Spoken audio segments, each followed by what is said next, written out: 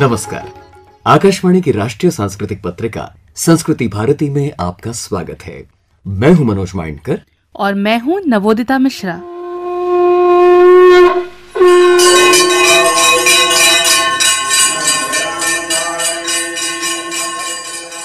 नवंबर का महीना कार्तिक मार्गशीर्ष की संगम स्थली है, यानी देश के अधिकांश अंचलों के लिए पावन पर्व काल। इन दिनों दीपोत्सव की पर्वमाला की कुछ अहम तिथियां काशी, ब्रजभूमि और उत्तराखंड के कुछ नगरों में तो विशेष रूप से मुखरित हो उठती हैं, पूरी श्रद्धा और हर्षोल्लास के साथ। देव दीपावली इसी श्रेणी का प्रमुख उदाहरण है। आस्था पर्यटन की दृष्टि से भी ये पड़ाव महत्वपूर्ण है, जिसमें रोजगार संबंधी बिंदु भी निहित हैं। इस पावन समय में भला हमारी पत्रिका भी कहीं और कैसे देख पाती। परंपराओं के प्रमुख सांस्कृतिक चेतना बिंदुओं पर ही केंद्रित है इस माह का अंक। धन्य है ये धरा जिसकी विराट और गहरी आस्था सलिला ने हमें प्रेरित किया एक विशेषांक तैयार करने के लिए, और उसके माध्यम से इस धरती के सौंदर्य और दर्शन को बेहतर समझने के लिए। भारतीय दर्शन, इंडियन फिलॉसफी को समग्र विश्व बड़े ही उत्सुकता भरे स्नेह से निहारता आ रहा है। अच्छा, 17 नवंबर को है वर्ल्ड फिलॉसफी डे, यानी एक तरह से ये अंक इस विशेष दिवस को भी समर्पित है। सुनते रहिए राष्ट्रीय सांस्कृतिक पत्रिका संस्कृति भारती।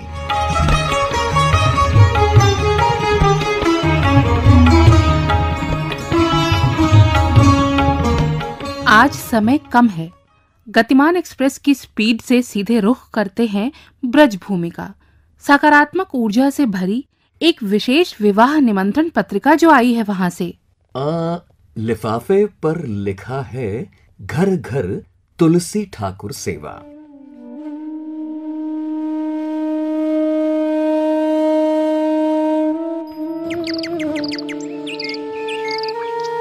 ब्रज आध्यात्मिक सांस्कृतिक पर्यावरण चेतना का संवाहक रहा है।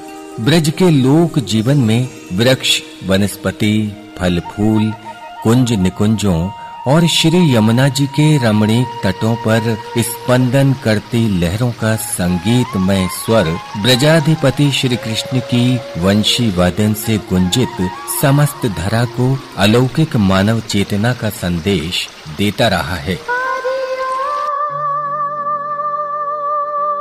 ब्रज में श्री वृंदावन धाम वस्तुतः श्री कृष्ण प्रिया, श्री हरि प्रिया, श्री तुलसी जी के प्रचुर रूप में स्थापना होने के कारण वृंदा से आच्छादित वन के रूप में जाना जाता है। श्री राधा जी के प्रमुख 16 नामों में एक नाम वृंदा भी है। ब्रज संस्कृति में तुलसी को विशेष महत्व दिया जाता है। ब्रज के लगभग हर घर में तुलसी पौधे का एक थामरा अवश्य होता है। ब्रजांगनाएं श्रद्धा पूर्वक उस पर जल अर्पण करती हैं और दीप जलाती हैं। कृष्ण भक्त मीराबाई जब वृंदावन आई तो उन्होंने भी यहाँ घर घर में तुलसी पूजा होते हुए देखा। तब वे स्वतः गायन कर उठी। घर घर तुलसी ठाकुर पूजा, घर घर तुलसी ठाकुर पूजा, दर्शन गोविंद जी को, दर्शन गोविंद जी को, लागे वृंदावन को। श्री हरिप्रिया तुलसी जी का धार्मिक अनुष्ठानों में महत्वपूर्ण स्थान रहा है। विष्णु अवतारी श्री कृष्ण की वे प्रिया हैं। उनके धार्मिक महत्व पर प्रकाश डाला स्वामी सेवकदास जी ने। ये बताया जाता है केवल तुलसी दल को अगर कोई अर्पण करता है और उसी में साथ में यमुना जल को भी साथ में अगर भगवान को समर्पण करने के लिए अगर वे अर्पण करता है, विकृतेना स्वयं आत्मानम भक्ति भयो भक्त वत्सला, वे भक्त वत्सल भगवान उनके वश में हो जाते हैं जो केवल एक तुलसी पत्ता और जल भगवान को अर्पण करते हैं। तो पत्रम पुष्पम फलम त्वक स्कंध सांगीतम तुलसी संभवम सर्व पावनम मृत्तिकादिकम, अर्थात तुलसी जी के पत्र, पुष्प, फल, जड़, छाल, तना, पौधे के तल की मिट्टी सभी पवित्र और सेवनीय हैं। श्री तुलसी जी को औषधीय गुणों से भरपूर माना गया है। इसी कारण इन्हें अथर्ववेद में महा औषधि की संज्ञा दी गई है।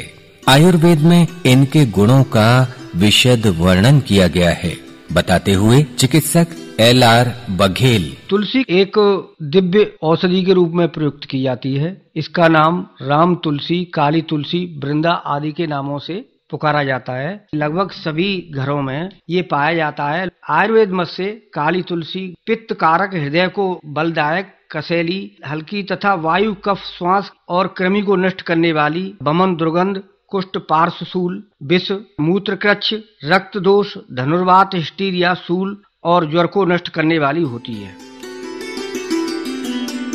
ब्रज उत्सवों की भूमि है। ये उत्सव महोत्सव सामाजिक समरसता और राष्ट्रीय एकता को बनाए रखते हैं। साथ ही हमारी संस्कृति का और परंपराओं का परिरक्षण संरक्षण करते हैं। कार्तिक माह ब्रज में श्रद्धालुओं और पर्यटकों को आकर्षित करता है। इस माह में यमुना स्नान के साथ धार्मिक अनुष्ठानों और उत्सवों के आयोजन की एक परंपरा रही है, जिसके कारण देश विदेश से आए श्रद्धालुओं के यहाँ कार्तिक माह में निवास ने यहाँ के कुटीर और हस्त उद्योग व्यवसाय के साथ पर्यटन को उन्नत किया है। विशेष रूप से कार्तिक शुक्ल की एकादशी को देवोत्थान, देवोत्थान या प्रबोधनी एकादशी के रूप में इसे मनाया जाता है। कहा जाता है भगवान विष्णु 4 मास की निद्रा के पश्चात जागृत होते हैं, तभी समस्त मंगल कार्य आरंभ किए जाते हैं।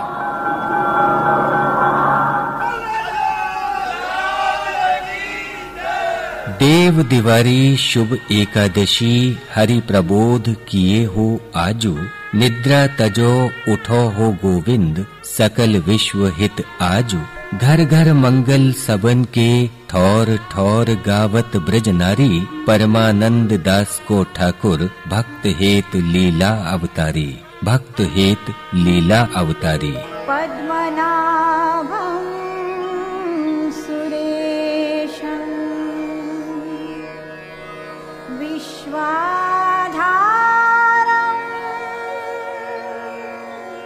गगनसदृशं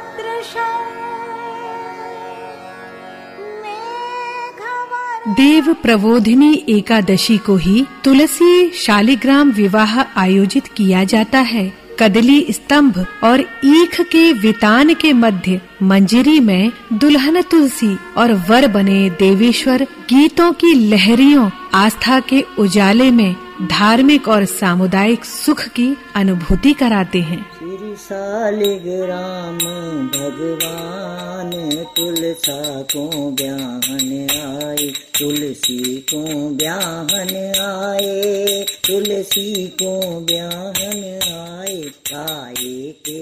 वृंदावन के 7 देवालयों सहित रंगजी मंदिर, श्री कृष्ण जन्मभूमि, श्री द्वारकाधीश के मंदिर, साथ ही समस्त देवालयों में यहाँ तक कि घरों में भी तुलसी और शालिग्राम का विवाह बड़े ही रच पच भाव के साथ आयोजित किया जाता है।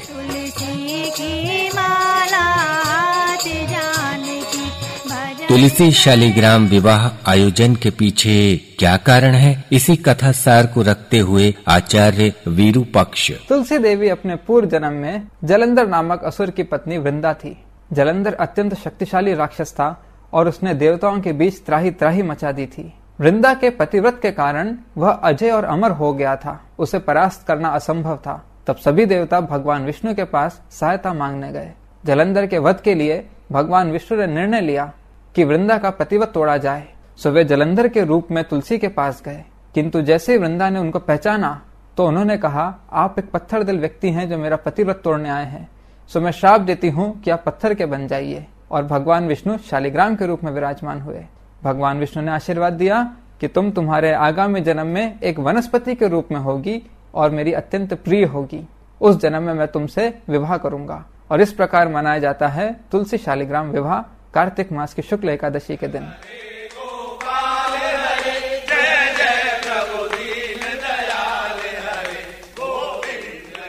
इस अवसर पर घर घर में कृषि उत्पादन, वनस्पति पूजन के साथ साथ स्वादिष्ट पकवानों के साथ सतगट्टे की सब्जी, खीर, पुआ, चूरमा आदि को श्री शालिग्राम तुलसी को अर्पित किया जाता है। इस विवाह परंपरा के महत्व के संबंध में जानकारी देते हुए साध्वी मनीषा जी। क्योंकि हम सभी जानते हैं कि भगवान श्री कृष्ण श्री विष्णु को तुलसी अत्यंत ही प्रिय है। यही तुलसी परम पुरुषोत्तम भगवान श्री कृष्ण के श्री चरणों में रहती है, जो कि उनकी इच्छा थी, परम आवश्यक है। और इसको प्राप्त करने का एक अत्यंत ही सुनहरा अवसर है तुलसी विवाह।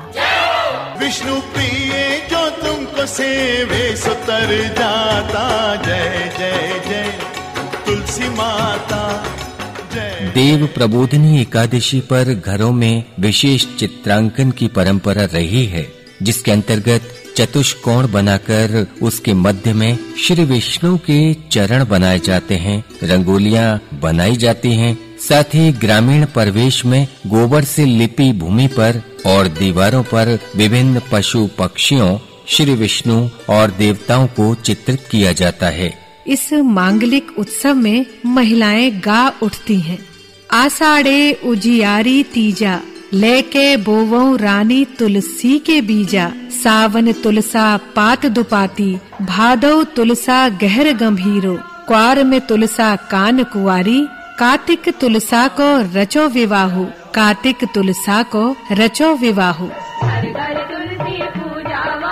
कितनो पावन कितनो प्यारो,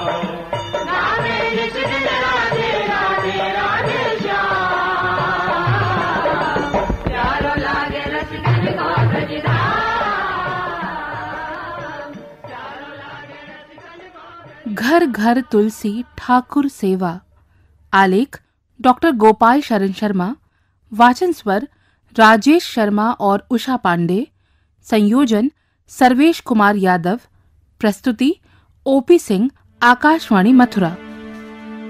एक ओंकार सतनाम करता पुरख निर्भव निर्वैर अकाल मूरत अजूनी सैभं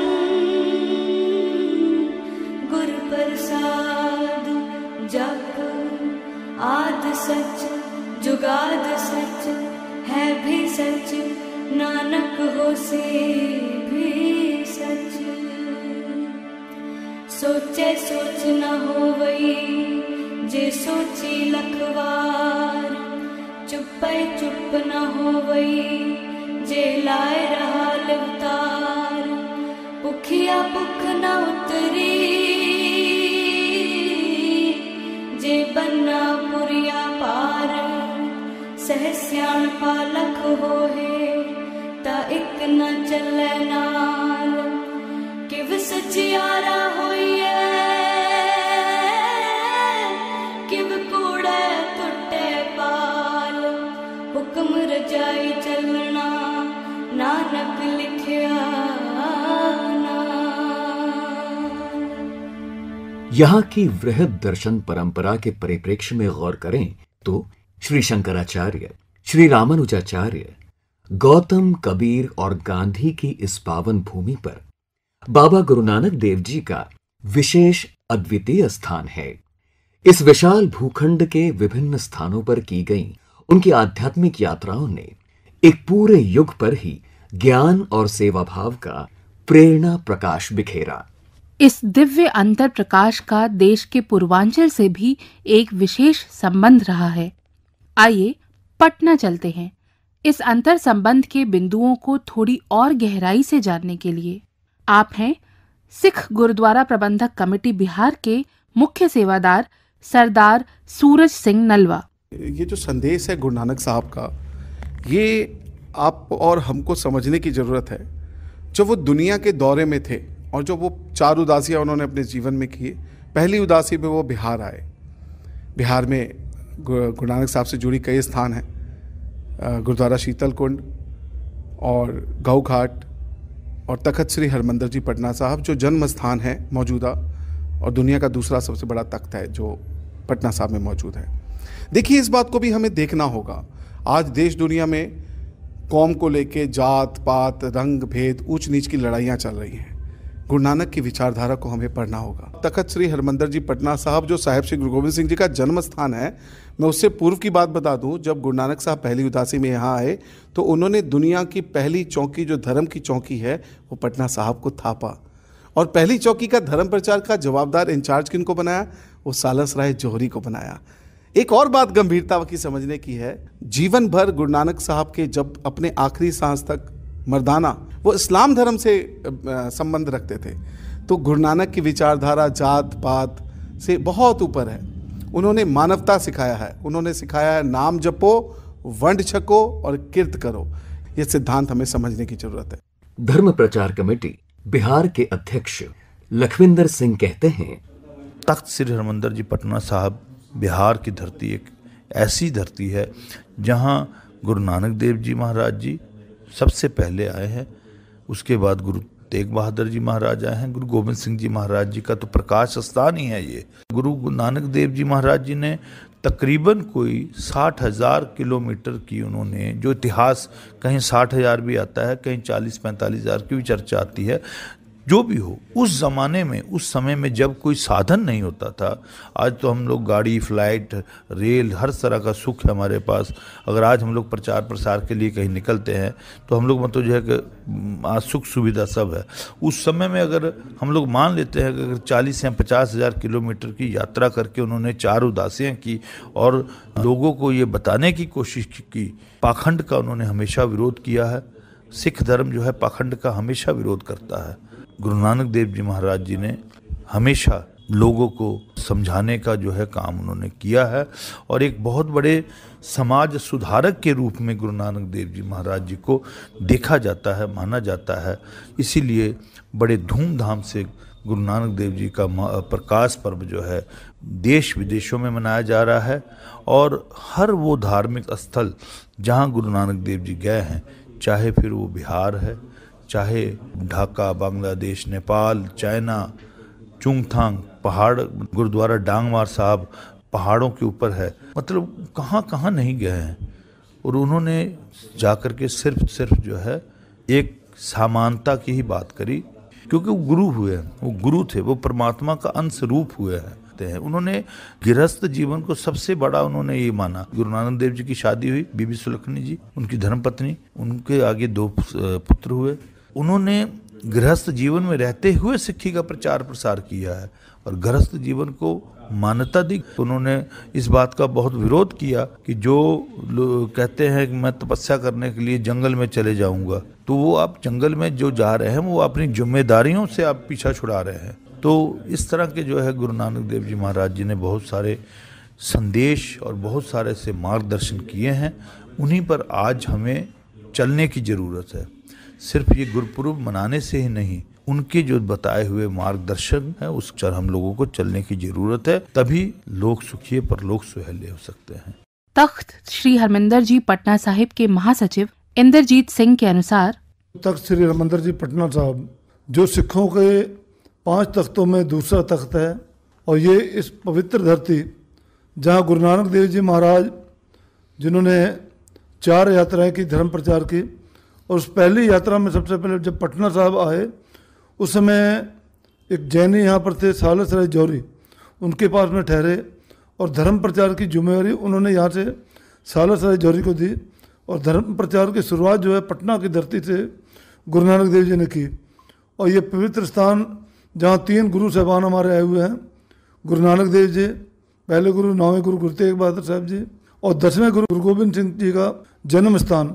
और इस स्थान पे बड़े बड़े समागम जो है गुरु साहब की कृपा से होते आ रहे हैं।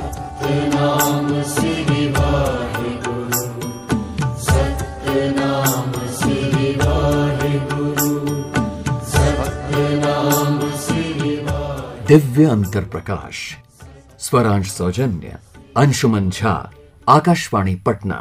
धर्मक्षेत्रे कुरुक्षेत्रे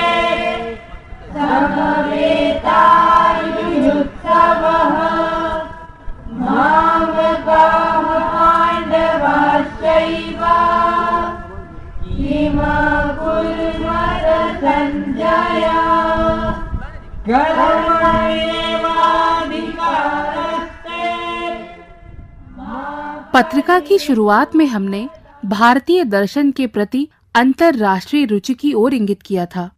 साथ ही आस्था आयोजनों के सामाजिक पहलू को भी छुआ था।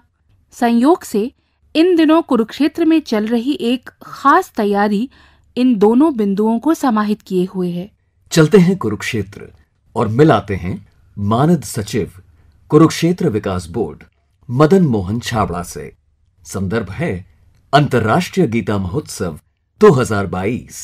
कुरुक्षेत्र की पावन धरा पर हर साल अंतर्राष्ट्रीय गीता महोत्सव का आयोजन किया जाता है। इस साल का जो अंतर्राष्ट्रीय गीता महोत्सव होगा उसकी क्या तैयारियां हैं, वो कब से आरंभ होगा, कितने दिन चलेगा, इन तमाम बातों पर आज हम जानकारी लेंगे श्री मदन मोहन छाबड़ा जी से, जो कि मानद सचिव हैं कुरुक्षेत्र विकास बोर्ड के। श्री मदन मोहन छाबड़ा जी, स्वागत है आपका। नमस्कार। जो इस साल का अंतर्राष्ट्रीय गीता महोत्सव है वो कब से कब तक चलेगा? जो गीता जयंती है जी, वो मार्गशीर्ष शुक्ल एकादशी को आती है। इस तरीके से अगर हम अंग्रेजी महीनों की बात करें तो हर वर्ष वो बदलता है। इस बार जो है ये 19 नवंबर से लेके और 6 दिसंबर तक पूरा आयोजन रहने वाला है। मुख्य आयोजन जो है वो 29 नवंबर से लेके 4 दिसंबर तक रहेगा। हर साल की तरह से कुछ विशेष होगा ये आयोजन इस बार? जी बिल्कुल विशेष होगा जी। और इस बार हम लोग प्रयास कर रहे हैं कि जो 2019 का जो स्तर था, क्योंकि 2 साल बीच में कोविड के कारण से महोत्सव को बहुत छोटा कर पाए हम उस स्तर को प्राप्त करें जो 2019 में था और उससे बढ़कर भी कुछ हम आगे करें, ऐसा हमारा प्रयास है। इस विशेष अंतर्राष्ट्रीय आयोजन में कौन कौन मेहमान होंगे और जो भारत के जो अति विशिष्ट व्यक्ति हैं कौन कौन शामिल होने जा रहे हैं? जी ऐसी रूपरेखा बनी है जी। देश के सर्वोच्च लोगों के आने की उम्मीद है। देखिए ये महोत्सव जो है अंतर्राष्ट्रीय स्तर का महोत्सव है जी। इसके अंदर विदेश से, देश से लगभग 15 देशों की भागीदारी होना तय है। इस बार हमारा पार्टनर नेशन जो है उसका भी कंफर्मेशन हमारे पास आना है। मध्य प्रदेश इस बार हमारा पार्टनर स्टेट होने जा रहा है। जो सांस्कृतिक कार्यक्रम हर साल आप आयोजित करते हैं अंतर्राष्ट्रीय गीता महोत्सव के दौरान, इस बार उनकी रूपरेखा कुछ आपने बनाई हो तो हमें बताएं। हाँ जी बिल्कुल, अंतिम चरणों में है जी। और उसके अंदर भी बड़े कलाकार हम लोग लाने का प्रयास कर रहे हैं। हर बार कुछ ऐसा होता है कि हम एक खास एक जगह बनाते हैं ब्रह्म सरोवर कुरुक्षेत्र में। इस बार भी कुछ इस तरह का कुछ विशेष कोई गाँव या कोई स्थल? बिल्कुल, हमारे जो गीता महोत्सव का स्पेशल अट्रैक्शन वो हरियाणा पवेलियन और स्टेट पवेलियन होते हैं जी। हरियाणा पवेलियन और स्टेट पवेलियन हम पुरुषोत्तमपुरा बाग के, जो कि ब्रह्म सरोवर का केंद्र है, वहां पर बनाते हैं। इस बार भी जो स्टेट हमारा पार्टनर स्टेट है वो मध्य प्रदेश है, उनका पवेलियन लगेगा, उनका क्राफ्ट आएगा, उनका खान पान आएगा, उनकी कलाकार आएंगे और उनका जो ऑडियंस है जिसे वो क्रिएट करना चाहेंगे, जो वो शोकेस करना चाहेंगे, वो यहाँ पर लेकर आएंगे उसे। और हरियाणा पवेलियन में हम हरियाणा की संस्कृति को दिखाते ही हैं और वो बड़ा गौरवपूर्ण है। वो संस्कृति की झलक जो दर्शक हैं आपके वो बहुत एडमायर करते हैं। अपने जो पुरुषोत्तमपुरा बाग के अंदर स्कल्पचर उद्यान, जो स्कल्पचर पिछली बार बने थे, इस बार हम उसका जो है उद्घाटन करवाएंगे। इस आयोजन में जो सांस्कृतिक संध्याएं होती हैं, इस बार कितने राज्य शामिल होंगे?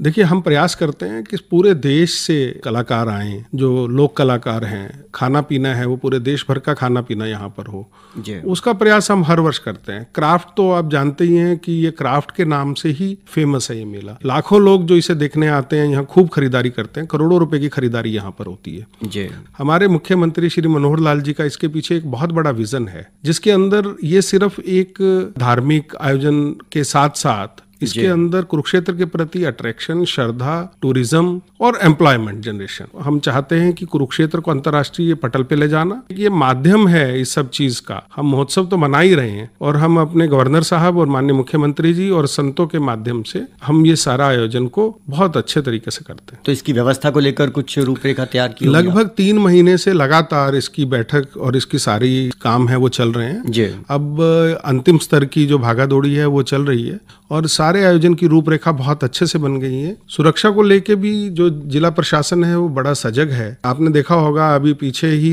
2 बड़े आयोजन ब्रह्म सरोवर पे हुए हैं जी हाँ, जी हाँ। जिसके अंदर सूर्य ग्रहण भी हो और छठ महोत्सव भी हुआ। हम लोग हर तरीके से ये ध्यान रखते हैं कि सुरक्षा के नाम पे पर्यटकों को दिक्कत ना हो, यातायात सुचारू रूप से चले। लेकिन लाखों लोग आते हैं तो फिर कुछ थोड़ी बहुत परेशानी आती है। वो परेशानी भी एक मेला है तो मेले का अंग है। आप चूंकि कुरुक्षेत्र विकास बोर्ड के मानद सचिव हैं तो अपनी तरफ से जो ये अंतर्राष्ट्रीय गीता महोत्सव होगा उसको लेकर कुछ नागरिकों से अपील करना चाहेंगे? जो हरियाणा वासी है और देश का वासी है, हमारे प्रधानमंत्री जी का विजन है कि हैप्पीनेस इंडेक्स पे काम करना है। तो हैप्पीनेस इंडेक्स पे हम लोग काम कर रहे हैं। मेरा सब पूरे देशवासियों से ये निवेदन है कि वो गीता की धरती पे आएं, और हमारी एक टैगलाइन है, हरि का ठिकाना हरियाणा, गीता की धरती पर एक बार जरूर आना। श्री मदन मोहन छाबड़ा जी, आज आप हमारे स्टूडियो और आपने अंतर्राष्ट्रीय गीता महोत्सव की तैयारियों पर हमसे बातचीत की, बहुत बहुत शुक्रिया। धन्यवाद। अंतर्राष्ट्रीय गीता महोत्सव 2022 मानद सचिव कुरुक्षेत्र विकास बोर्ड मदन मोहन छाबड़ा को आपने सुना। स्वरांश सौजन्य सुनील आशु, आकाशवाणी कुरुक्षेत्र।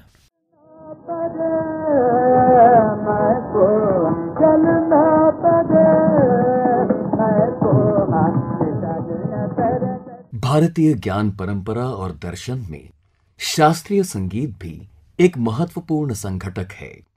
इस विधा की अनेकानेक उपासक विभूतियों ने गुरु शिष्य परंपरा के तहत इसे सींचा और पल्लवित किया है। 11 नवंबर को विलक्षण प्रतिभा के धनी किराना घराने के अनमोल रत्न शास्त्रीय गायक उस्ताद अब्दुल करीम खां की जयंती है। उनके शागिर्दों में एक प्रमुख नाम है पंडित सवाई गंधर्व, जो गुरु थे पंडित भीमसेन जोशी के। विनम्र नमन। इसी माह के कुछ खास दिन जैसे राष्ट्रीय शिक्षा दिवस और संविधान दिवस भी तो हमारी भारतीय दर्शन परंपरा का ही एक तरह से विस्तार अंश हैं। इसी परिप्रेक्ष्य में स्वाधीन भारत के प्रथम शिक्षा मंत्री मौलाना अबुल कलाम आजाद और प्रथम विधि मंत्री, हमारे संविधान के प्रमुख वास्तुकार रचयिता बाबा साहेब डॉक्टर भीमराव आम्बेडकर के दर्शन, उनकी वैश्विक सोच को पत्रिका का विनम्र नमन।